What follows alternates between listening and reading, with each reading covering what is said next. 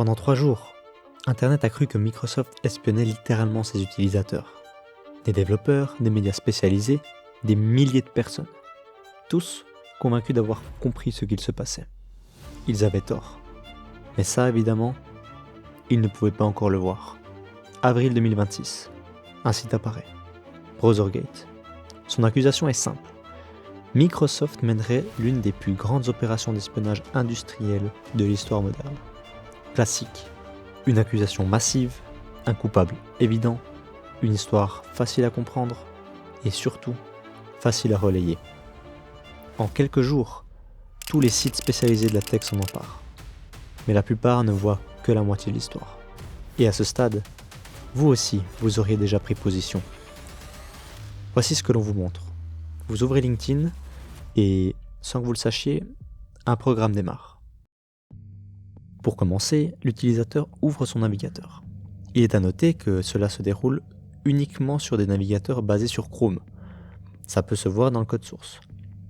Ensuite, un script d'environ 3 MB se lance et exécute plusieurs actions.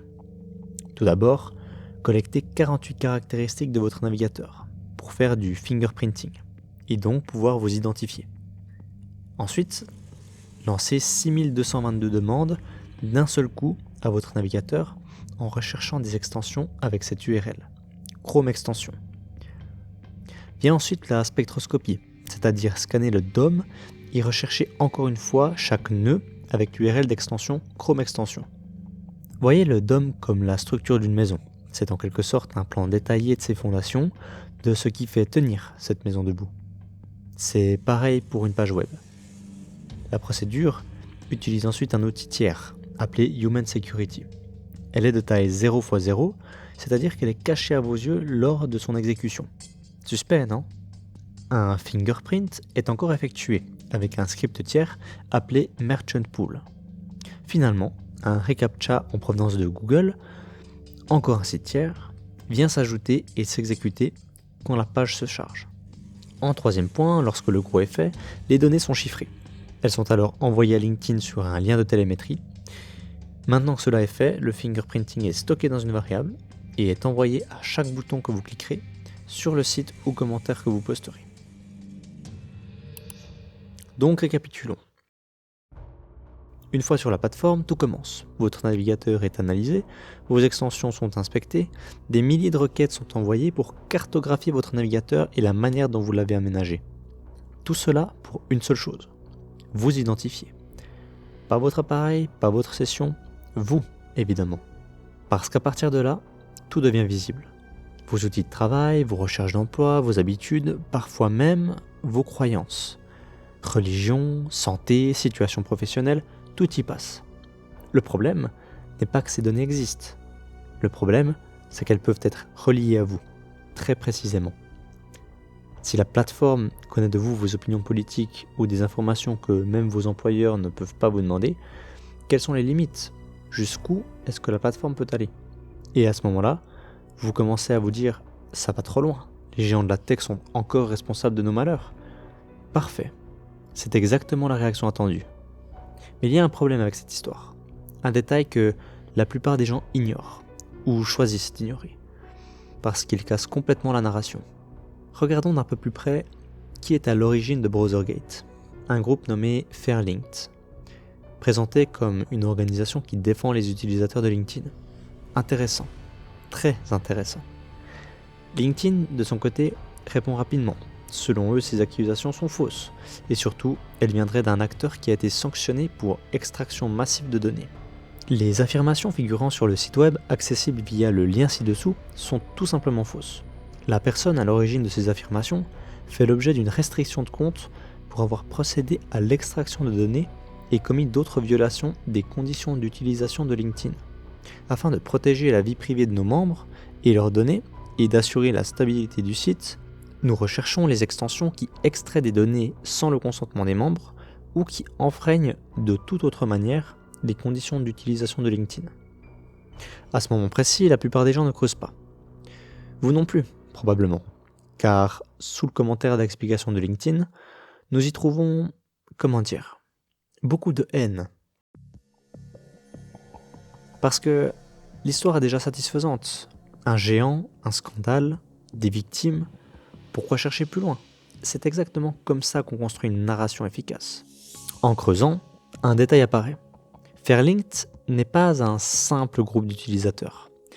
Dans son conseil d'administration, on retrouve deux noms, Steven Morel et Jan Liebling. Le problème, ce sont aussi les dirigeants de Teamfluence, une entreprise dont le business est simple, extraire des données sur LinkedIn, massivement, grâce à des extensions. Et LinkedIn les a bloqués. Pourquoi ? Car LinkedIn dispose des informations de 1,2 milliard de personnes. Et tous les jours, des acteurs mal intentionnés tentent de récupérer ces données à la vue de tous. Teamfluence en fait partie. Rappelez-vous, dans les années 2010, une brèche de données est déjà apparue et des centaines de millions de personnes ont vu leurs données volées sur la plateforme LinkedIn. C'est compréhensible qu'ils veulent éviter que ça se reproduise. Comment le confirmer ? Eh bien, nous savons cela car Fairlinked a fourni cette déclaration sous serment d'un responsable technique de LinkedIn. Un outil appelé avait récupéré des données sur le site de LinkedIn et surchargé leur serveur. LinkedIn a donc banni les utilisateurs de cet outil pour violation de ses conditions d'utilisation. Et je pense que vous pouvez lire entre les lignes cette fois, car lorsqu'on y regarde d'un peu plus près, on dirait que le nom qui a tenté d'être flouté n'est autre que Teamfluence. Évidemment. Donc résumons, et je vais citer qui a beaucoup développé sur l'histoire en question. Pause.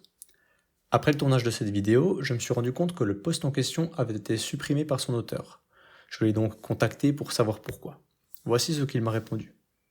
J'ai reçu une mise en demeure de l'une des parties concernées, qui affirmait que le fil de discussion contenait des propos diffamatoires.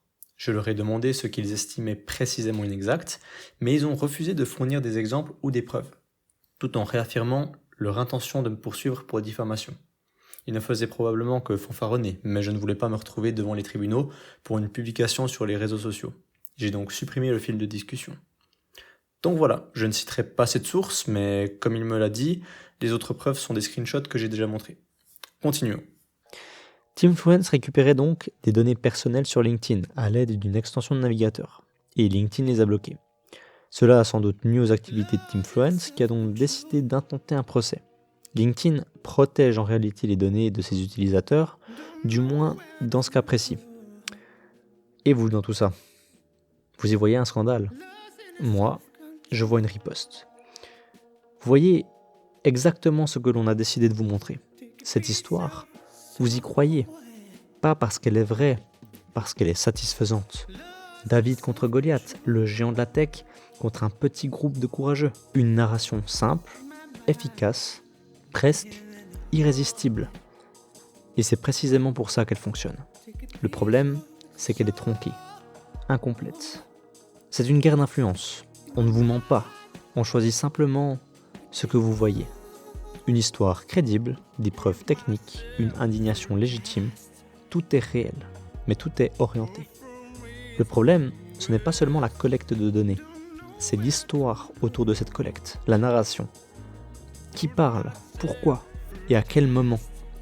Parce que dans cette histoire, le méchant est celui qu'on vous a appris à détester. Vous pensez observer cette affaire d'un œil avisé. En réalité, vous êtes les acteurs principaux. Car sans vous, votre opinion et votre soutien, ils n'arriveront à rien. Alors, allez-y. Allez écrire votre désarroi sur un réseau social. Vous pouvez même le faire sur LinkedIn, comme certains l'ont fait, si vous le souhaitez. Vous commenterez que c'est n'importe quoi et que vous supprimez votre compte. Et demain, vous retournerez sur la plateforme comme si de rien n'était. Car au final, peu importe qui a raison ou pas, vous ne pouvez rien y faire. Mesdames et messieurs, je suis Mastermind du Secret Media pour vous desservir. Et n'oubliez pas, vous n'avez aucun secret pour nous.